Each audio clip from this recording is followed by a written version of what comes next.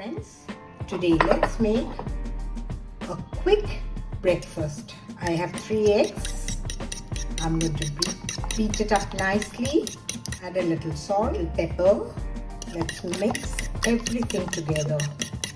There are times when you are really short of time but you want something nice and filling. This breakfast does it. Keep this aside. Some white oil of your choice. I like adding some butter. It gives a wonderful flavor. It's hot. Add some chopped garlic. Add 1 onion chopped. And just spread it a little. Adding 1 tomato de-seeded. A little bit of salt, of pepper, some chili flakes. Some spring onions. Add in your beaten eggs. Half set. Add some cheese.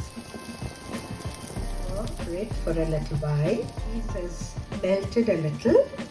Now you fold in your omelette.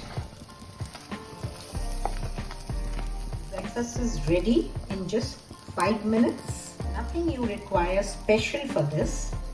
Everything is in your house. And it's so filling. It just takes you 5 minutes. Breakfast is ready. Now let's plate it. Let's serve our omelette. Our cheese stuffed omelette in 5 minutes.